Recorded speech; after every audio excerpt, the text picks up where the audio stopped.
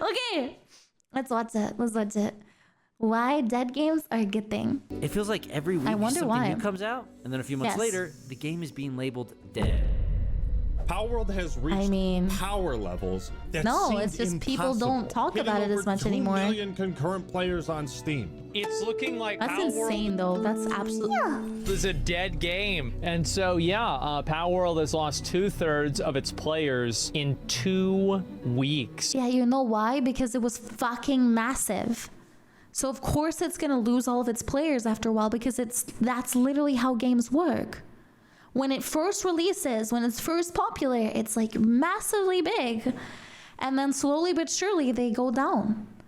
But you have to keep in mind that that's the same for streamers, that's the same for everyone. When they're really, really, really popular, there's a shit ton of people that play the game or watch the streamer or check out the artist or the music or whatever. Same thing for fucking Squid Game. Do you think that people still watch Squid Game to this day? No, they watched the entire show and then they stopped. It's still popular, it still was, but that doesn't mean that, you know, like, everybody is gonna keep on doing the same thing nonstop. Like, that's not how it works. Games live and die nowadays by how relevant they can stay after launch. So instead of developing new games... Overwatch. Did you guys hear that they're actually going to be adding the 6th hero again? So it's gonna be 2 tanks, 2 healers, 2 DPS. Did you hear that? They're gonna turn it back to Overwatch 1, but then with all the paywalls and the battle pass. So what's the fucking point? Change the fucking name to Overwatch. Change the name. Stop. It's not Overwatch 2. It's the same fucking game, but with a paywall on it. Big studios create strategies to keep players playing and paying. Hi, MRCLL. Welcome. And with it emerged a culture where nothing is worse than a dead game. It's not the same game. It's worse. Creators it's worse. Are actively encouraging bro. Games. And they should just change it to Overwatch Classic. I wish. This same feeling of the founders. Just play the games you like. If you finish in a day, cool. Good job. I'm glad you enjoyed it. Cool. Good job, bro. What's going on? Does Pocket Pair know something we don't? Maybe we've been thinking about video games all wrong. Maybe games dying isn't bad at all, but actually why is it bad? We desperately need. But wait, what it is to be a dead game? Well, there's a few definitions out there. However, most people agree on 3 things: when a game loses the majority of its players, yes, when a game loses its dev support, or even when it loses its competitive scene. Many people like to call a game dead when they don't like it anymore, but we're not counting that. So if this is... I mean, didn't people call Genshin a dead game because there wasn't as much like work put into it anymore, because it was like right before the next region release during the time that Inazuma was a thing? And everybody was like, damn, Inazuma was insane, but now the game is just dead. It's so bad. It's so this, it's so that. Can you increase the video's volume? Yeah, sure. It's already at like 100%, is it? No, it's not. Never mind. Standard definition. There you go. Most video games have bit the dust. Practically every game in existence sits in this category. Aside from a handful of untouchables that I like to feature in my Should Be Dead series, it really isn't possible to live very long. So what happened? Yup. Why is a game dying considered a bad thing? Well, something's changed over the past few years. When I was younger, a game dying was normal. That wasn't a thing. That wasn't a thing back in the day. Like, dude, would you say that Nintendogs is dead just because it's old as fuck? Like, yeah, nobody fucking plays it, but it still exists.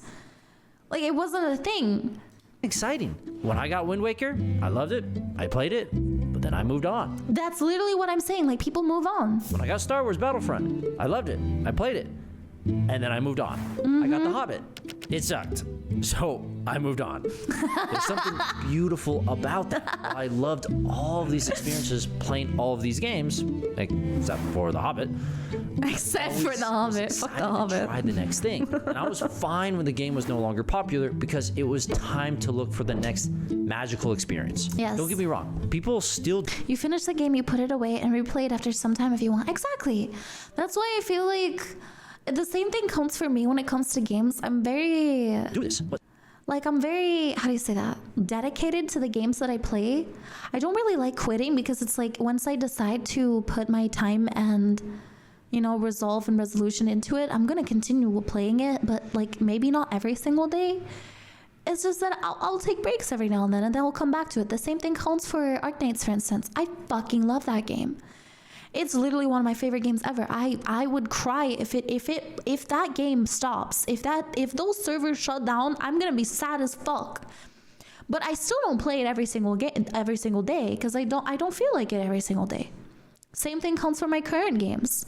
And like, would you say that Sekiro and fucking Elden Ring is a dead game because you don't play it every single day? No, that's not how it works. But something's happened to the video game industry. The industry has a new goal: to build games. Games were single player and not gated behind a login server. People had this mindset, I will play it later.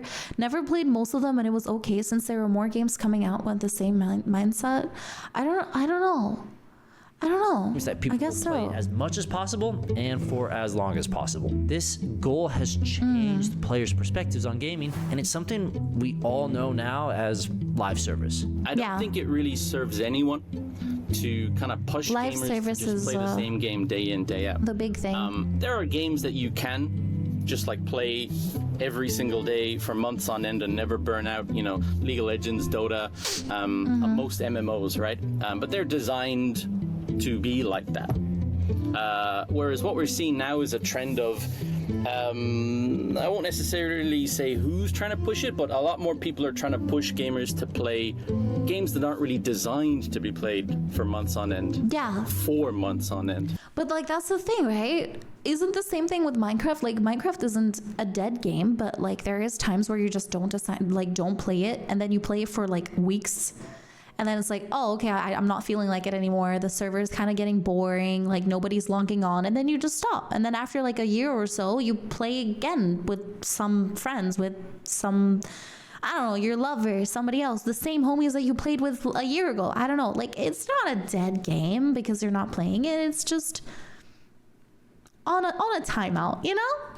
Now, is it bad to support a game after launch? Not at all. No. Right? Continuing to balance and improve the experience for players makes perfect sense. After so much work, it's natural to nurture the new community that's formed around the game.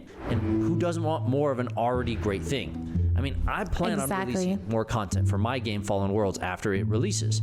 The real problem, though, is that many companies have made live service their entire thing. Yeah, that's releasing updates over and over at the expense of a new title. Yeah.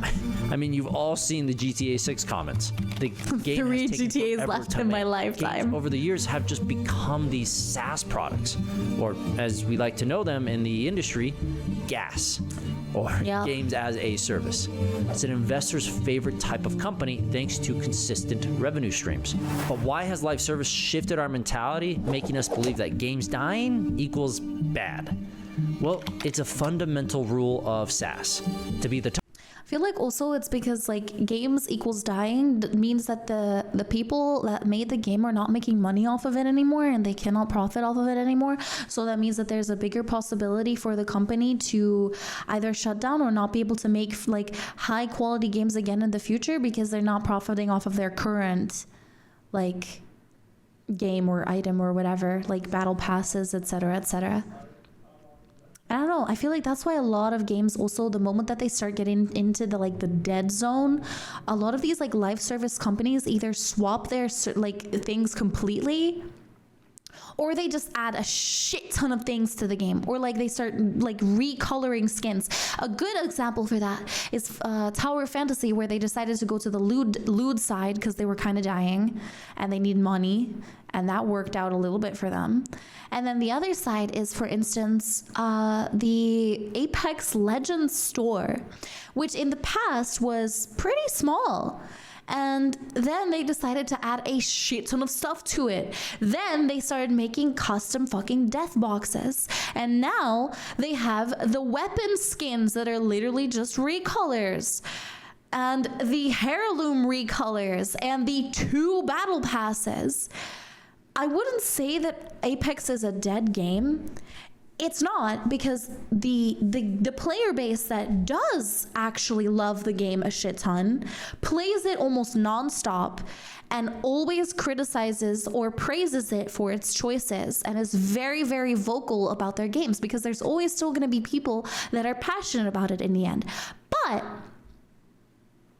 If you compare their numbers to the time that they were actually like pretty big, when Apex was like a massive game, and it was literally one of the best shooter games or the best live service games that were out at that moment, you could see it as dead. And that's why it's making so many, like, I don't know, different choices when it comes to its store as well. It's because it wants to make any type of money that it can from its current available fan base. And that's kind of sad, but that's a big way for you to see once a game starts entering that quote unquote dead territory. Top dog, you need to monopolize as much of the market as possible, meaning whoever captures most of the amount of people wins long term. That's literally what I just mentioned. And when they can't get long term, it's not possible for them to grow. For example, if you want to search for something on the internet, you use Google. If you want to design something, you use Adobe. If you want a game communication platform, you use Discord. These SaaS businesses are so valuable, not necessarily because of their technology, because they've cornered the majority of people in their market. And the most expensive thing in SaaS is customer acquisition. And for context, acquiring a new customer is way more expensive than keeping an existing one. 5 times more. So yeah, that's the thing, right? With big companies. I'm sure that you guys know Apple and Samsung. You know a few of them, right? You maybe know like OnePlus or any other, like, you know, smaller phone company, technology company, fucking Huawei, whatever it's called. But there's a lot more phone companies out there than just this handful of companies. But everybody here in this chat, every single person here in this chat is using an iPhone or an Android phone, Samsung, or any other for that matter. But like, you guys cannot tell me that you can name like 20 phone companies off the bat. Because that's the thing. These companies that are massive, that have retained the sight of their customers and their existence, they're going to continue getting money from them over the years because they're so massive and they're known. If you were to show up at school when you were 12 with some fucking knockoff Nokia phone, you would get bullied. Because everybody would be like, what the fuck? Why does Jimmy have this trashy ass phone? What the hell? And then everybody around you would have iPhones and you would feel out of place. That's the same thing that's happening right now with the girls that are like, oh, I want a Stanley Cup. I want makeup. I want this. I want that. It's because of the customer stuff, like the customer retention, the fame that these like specific companies are getting. And then once that fame is gone, that interest dwells, and the amount of money that the company is making also leaves. So that's the same thing with games, right? It's like the moment that customer retention leaves, it's seen as a dead game, which is insane. Everyone uses iPhones here, but I can't give a shit though. Yeah, bro. Not paying overpriced just for the airdrop. I mean, in the end, I would say, like, get whatever phone you want, get whatever you feel comfortable with. But, like, you know what I mean. In the end, it's all, like, this consumerism mindset. And, like, also the most, like, adage that companies can pop out, like the most, you know, eyes that they get on them, the better. So like the moment that you start dwindling down a bit, the moment that you become quote unquote dead in any community, I don't know how to say it, like environment, then you're seen as like lesser than the rest, which is insane. Getting a new customer through all the hoops from awareness to caring to buying is so difficult. So put yourself in these big studio shoes. Imagine making an incredible game, you get millions of players, and then your game just fizzles out, and now you have to persuade every one of those players to come back the next time you make a new title, which is 5 times harder than if you just retain them in the first place by updating your current game. Which is why over the past 15 years, most large game companies continuing updating their games. And they feed us this idea that a game should never die. Yeah. The result? We get games that stay around longer, games that make you feel like other games aren't worth your time because of FOMO. I fucking told you this is gonna be Overwatch or World of Warcraft. Oh, and games that are monetized. I fucking knew it. That's so funny. Well beyond what's normal. Although this is good for big studios' pocketbooks, this forever game approach has consequences for players and developers. Some indie studios like Pocket Pair have recognized this though, even in light of their unbelievable success. On Steam alone, it had a higher player count than Counter-Strike, Cyberpunk, and Dota 2. It has Crazy. the second highest peak on Steam ever.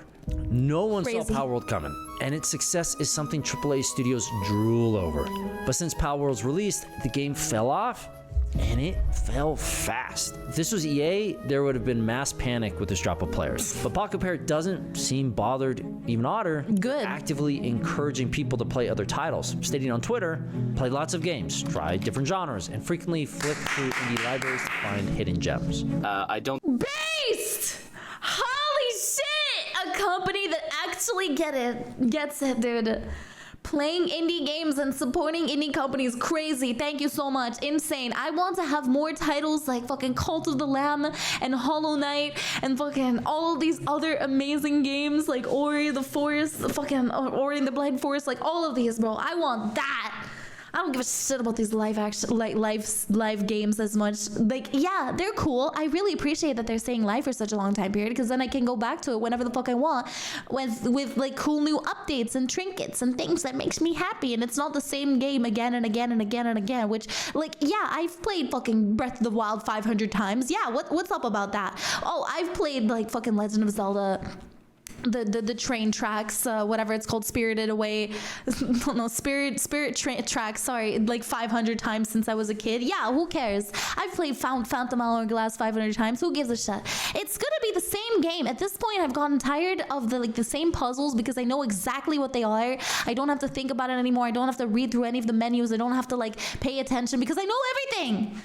Bro, I've memorized the direction that my bolt has to take when I need to go after the ghost ship, because I know every single rock and turn and curve and everything, because I've played it so many times. So that's the good thing about live games, is that you can come back to it and then it feels like a refreshed game. It feels new, right? It feels like the same thing that you've always had, but then a little bit different, a little bit spiced up, a little bit of, you know, I don't know, pepper and salt on top. Damn, what a good meal this is. It's not all plain old pizza. It's not plain old fucking pasta. It's a fucking 5-star meal now. Damn. But like, yeah, I don't know. I personally really like indie games that give us that extra pizzazz, you know, that extra little, woo, that's a good game, you know, every now and then. And then when I'm done with it, maybe I'll play it again in the future. But like, I don't know, like live games can't really do that for me. I don't think you need to be kind of pushing yourself to play the same game all the time. It's not healthy for us. It's not healthy for developers. It's not healthy for gamers. It's not healthy for gaming media. And it's just not healthy for our industry, because Bro, he's speaking facts. more we push this kind of narrative, the more very large companies are going to just say gamers want more live service. They want And we're live just gonna get service. more of these like really soulless live service games that come out and get shut down, soulless. 9 months later, 12 months later, because they're not making enough money. And you know, we all lose in that case. So what an awesome mindset / company. And Pocket Pair is amazing. not the only one who thinks this way. If you look at some viral hits of the past year, they're all following a similar pattern. I mean, They of blow up, course.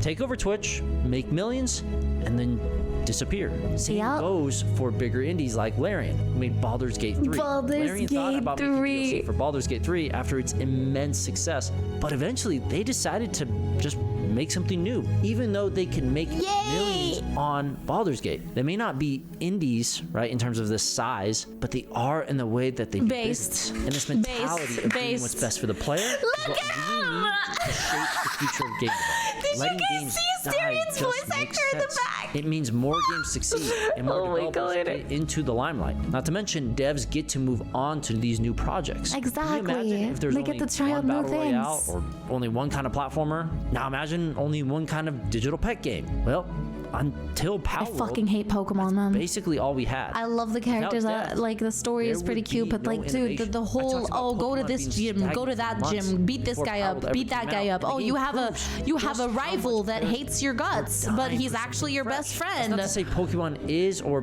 needs to die, but competition Dude. is vital. Most AAA companies Yeah. hate it when you play other games. They want you to play theirs and only theirs. Why? Keeping you hooked with battle passes, daily shop drops, and new game modes. AAA sees this industry as a zero-sum world, but people are getting fed up. They see the live service model as the death of gaming. Just search live service games on YouTube and you'll see what I mean. It's crazy that post-launch Yeah. support, which is a good thing, hurts the industry when it's pushed to the extreme. So much, Right? The exactly. pendulum has swung too far. Studios are so desperate to keep something alive, they ruin their reputation and potentially tarnish their growth. It's Too so worried about bad. creating a live service game, It's that lasts actually really forever instead bad. of creating new experiences. Calling a game dead pushes the idea that a game needs to live forever. And like at the same time, once these games do actually quote unquote die, like when they're gone, when the live service becomes so like unprofitable that they just decide to close it, then there goes all your money, there goes all your time, there goes everything. The only thing that you'll have left is memories, but even then, were they good memories? Like, I personally would say that once Genshin closes, I'm gonna be devastated, but I'm also gonna be very happy with all the memories that I made, the times that I experienced, and the fact that it literally was the trigger that got me to this point in streaming. Like, yeah, that's an amazing thing. Sure, the game is awesome, whatever, but like, it's still gonna close eventually because it is a live service. It's not gonna stay with us forever.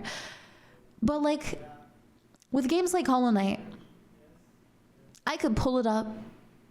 I could put it up on my fucking Steam Deck when I'm 75 years old. Show it to like the kids in my neighborhood, and they'll be like, "Oh my God, Grandma, what's that?" "Oh, this is Hollow Knight, kids. It's one of my favorite games when I was a kid." Bruh. And I can't do that with Overwatch. I can't pull that shit up and play it again in the future because it's gonna be dead in a few years. In the literal sense, it's gonna be gone. So like, yes, live games are horrible. Because they're not gonna be there forever. Which the sad thing is that yes, games have not existed for a long period of time. You're still able to play super old games, like all of the old Mario games and stuff like that is available on like the Switch like store, right? You can buy these super old games. If you have the old consoles in good condition, you can still play them to this day, and that's really, really, really nice. But with the improvement of technology also always comes things that become redundant or things that are just not usable anymore. And we can look at a lot of things. We can look at like radios and floppy disks and like old like storage devices, PCs that are just not able to withstand the electricity like that we have in our countries anymore. Like they would just explode upon fucking putting them in, like in the plug, stuff like that. It's kind of sad, but there is a chance that the games that we're playing right now are not going to be able to be played in like 20 years, 30 years, 40 years. Because with how fast technology is improving on itself and becoming bigger and bigger, we can't really see where this is taking us. Like, it's kind of scary, but I don't know. I guess the good thing about live services is that it can always adapt to the current situation, and the game company will try its best to like make it like available for all devices that people are using, right? So like when the 50 series comes out for the RTX 50s cards, right? They're gonna make Apex compatible with the 50s cards. They're going to make sure that everything works on it. They're going to make sure that all of it is like smooth. Of course, it's not going to be instantly like, oh, wow, this is amazing. This is that, right? It's not going to be instantly like insanely good, because we've seen how many games had problems with the 40 series when they first came out. And even still, some games have issues with the 40 series because they're just so much different from what they're like used to. So that's one good thing about live series, or live games. But in the end, I feel like being able to keep a game forever is so much better than getting continuous updates and hoping that it's going to be good. 5 CD games, changing discs during installation, and if one of them gets damaged, oh my god, true, exactly, like it's Jover. It's Jover. My hope is that single player gacha games, once they die, get an offline version once a day. I really hope so too. I really, really, really hope that the community of Genshin Impact, which they've already like done insane, I feel like what would be the best thing to do is to like record all of these things.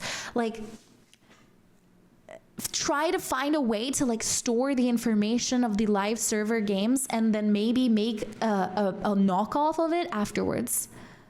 I don't know, kind of like how people make like VR chat worlds based off of their games. Like, yes, it's scuffed as hell. Yeah, you have like VR chat world based off of like Nier Automata or I don't know, Sword Art Online. Like, oh yeah, we tried to remake the first floor of Sword Art. Oh my god, it's so sick. Like, yeah, that's cool. It's scuffed as hell, but like maybe in the future we'll be able to actually do better than that. Maybe we'll be able to replicate it in the perfect way. Like, I really, really hope that make the offline version, which takes 3 terabytes of space. I feel like 3 terabytes of space is going to be nothing in a few years. Keep in mind that floppy disks were like less than 5 megabytes or something back in the day. And that was the main way of storage for a really long time. Like, people stored pictures on those motherfuckers.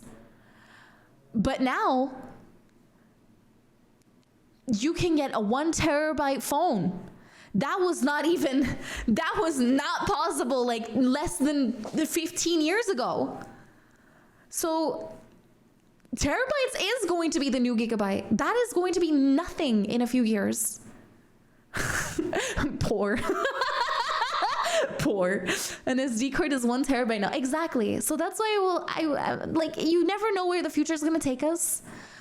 I really hope that we'll be able to find a way to save all of these like live games. But for now, I do feel like they are destroying the gaming industry as a whole, because companies are focusing more on making money than creating new games.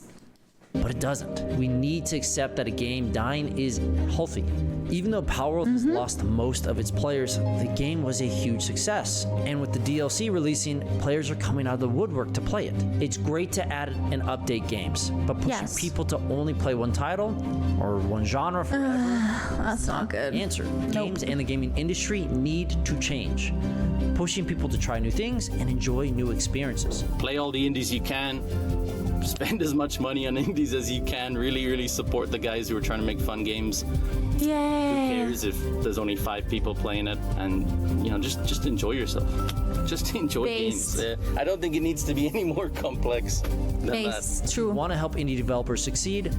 Come join our Patreon. 100% of the money from Patreon goes to help indie developers. Not to mention, you'll get to access exclusive interviews, including Bucky's from Pocket Pair. Lastly, we are bringing back the Indie Spotlight. Woo! And our community picks Outer Wilds. Outer Wilds. That was a good video, man. Filled with space exploration and unique. That was a good video. I really enjoyed this game myself, and I would highly suggest. Here you go, guys. This is Why Dead Games Are a Good Thing by Going Indie. This was really nice. It was something to talk about. Honestly, I'm very interested to hear what you guys think of this. I'm also very interested to hear what your favorite indie game was. And if you're still playing it to this day, honestly, do tell down in the comments below or in the Twitch chat. Thank you so much for watching with me, and I hope to see you again next time. Bye, geekos.